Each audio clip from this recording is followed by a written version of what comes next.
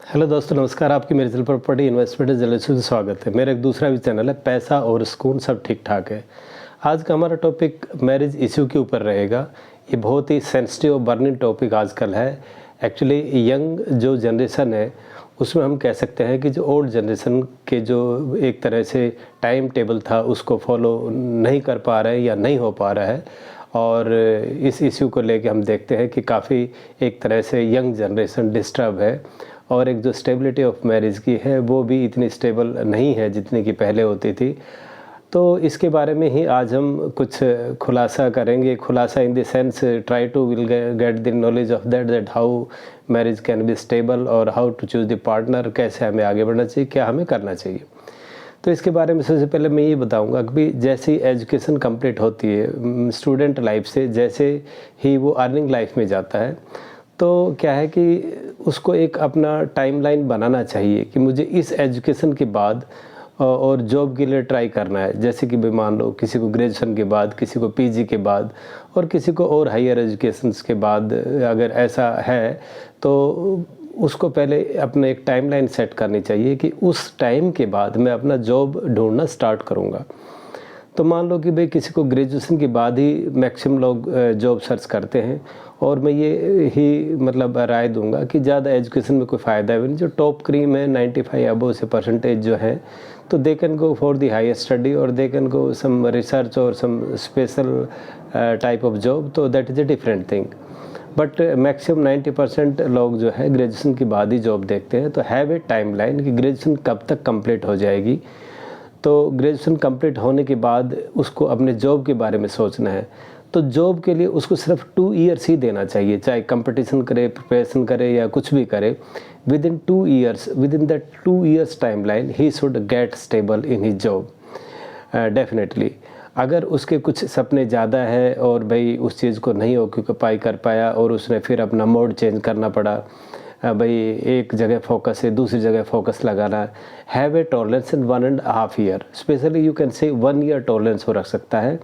उसके बावजूद भी अगर उसका नहीं हो पा रहा तो मैं कहता हूँ कि half year is the maximum. In that period definitely he should get the job.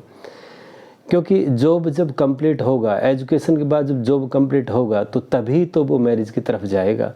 मैं इस बात के फेवर में बिल्कुल नहीं हूँ कि भाई जॉब नहीं मिला तो उसको मैरिज की तरफ नहीं जाना चाहिए। डेफिनेटली जाना चाहिए। अगर टाइमलाइन क्रॉस हो गई है तो उसको फिर जॉब भाई अगर उस पसंद का नहीं मिला है तो फिर वो मैरिज की डेट आ गई तो उसमें with in 2 years means job की जो टाइमलाइन है उसे ख़त्म होने के बाद with in 2 year he should get married. और मैरिज में क्या है कि स्पेशली इसमें हमें बहुत सी चीज़ ध्यान रखनी पड़ती है। देखो मेरा तो मानना ये है कि लोग हॉरोस्कोप के पीछे ज़्यादा ही कुछ पढ़ते हैं। इन चीज़ों के चक्कर में ना पढ़ो। तो देखो डिफरेंट रिलीजन है, डिफरेंट फेथ है और बहुत से हमारे जो डिफरेंट एक तरह से कल्चर है तो उसमें किसी के किस तरह के कल्चर है, किसी के किस तरह के कल्चर है। तो आप अपने माइंड को एक साइकोलॉजी बंधन में मत बांधो कि भाई ठीक है इस तरह से कुंडली नहीं मिली तो ये नहीं होगा वो नहीं होगा। तो आप इसके चक्करों में पड़ो ही मत। मेरी राय ये है। बाकी देखो आप जो भी करना चाहे it is up to you कि आपको किस तरह जाना है।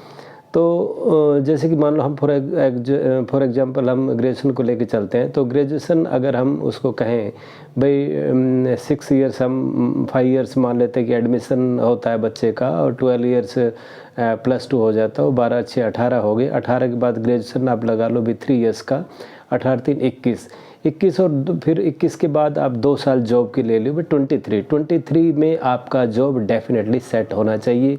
अगर किसी तरह की कोई प्रॉब्लम है, हैव 1 ईयर टॉलरेंस मीन्स 24 तक आपका जॉब कंप्लीट डेफिनेटली होना चाहिए। अगर आपकी हायर एजुकेशन है that is different thing. But हम एक ग्रेजुएशन के मानक को लेके चलते हैं तो 23 ईयर्स में आपका जॉब एक तरह से हो जाना चाहिए। Then within 2 years you should get married. आप शुरू में अपनी चॉइस रख लो, भाई मेरा लाइफ पार्टनर ऐसा हो, एजुकेशन ऐसा हो, ये सब चीज़ें ऐसा हो। You try for 1 years and next year you must get engage. You have to take a first decision about that.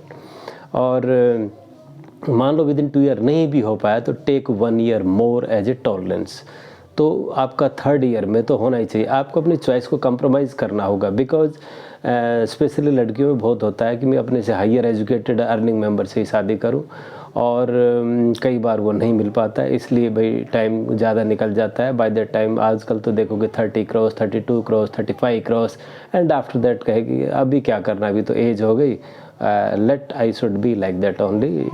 But क्या है कि जब जैसे ही आदमी 45-50 ईयर्स पे आता है तो उसको लोनलीनेस इस तरह खाता है कि वो लोनलीनेस एक मैं कहूँगा कि डिप्रेशन टाइप का लाइफ बना देता है। कुछ तो डिप्रेशन में चले जाते हैं, कुछ का लाइफ एक डिप्रेशन टाइप रहता है, यानी कि एक साइकिक चिड़चिड़ापन और बहुत सी इस तरह की दिक्कत आए, क्योंकि फैमिली लाइफ में आपके जो माइंड का थॉट्स हैं भाई, आप एक दूसरे को शेयर करोगे, इंगेज रहोगे तो इतना प्रेशर नहीं पड़ेगा। लेकिन जब अलोन हो, या तो किसी बुरी आदत के शिकार हो जाओगे या आप किसी बीमारी के शिकार हो जाओगे। तो मैं फिर से आपको कहना चाहूँगा कि बच्चे 5-6 ईयर्स में एडमिशन लेता है, 12 से 12 से 18 हो गया, 18 के बाद 3 ईयर्स का डिग्री होगा, 21, 23, 2 years for job, you should gate भाई जॉब आपका कंप्लीट होना चाहिए। जॉब के बाद 2 years you should get for the marriage. Job अगर 23 पे नहीं हो रहा, हैव 1 ईयर टॉलरेंस, 3 ईयर्स में आपको जॉब जैसे तैसे जॉब भी लगना है आपको।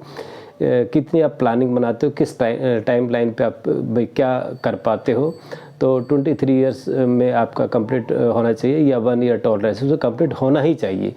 देन 24 के बाद आप डेफिनेटली मैरिज की तरफ देखोगे, with in 2 years you should gate marriage, और 2 ईयर्स मैरिज के बाद है 1 ईयर टॉलरेंस। तो मैरिज में क्या है कि स्पेशली आप देखो भाई आपका एजुकेशन लगभग बराबर है, स्टेटस लगभग बराबर है, फाइनेंशियल स्टेटस लगभग बराबर है, और भाई एज फैक्टर भी जैसा कि हमारे पहले से चला आ रहा है, 1-2 साल अप डाउन है तो देयर इज़ नो प्रॉब्लम।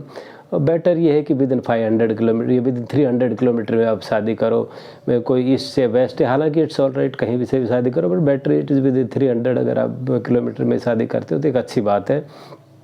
और आपका शादी में वेल नोन पहले से ही है तो आई थिंक वो एक सोने में सुहागा होगा। अननोन से शादी ना करो तो ज़्यादा बेटर है, बिकॉज किस तरह का क्या बैकग्राउंड है क्या नहीं है इतनी ज़्यादा चीज़ें पता भी नहीं लगती, बट आप उसे काफ़ी दिनों से जानते हो, उसके स्टेटस के बारे में जानते हो, घर बार के बारे में जानते हो, I think that will be more stable, और उसमें एक अंडरस्टैंडिंग ज़्यादा बनी रहेगी।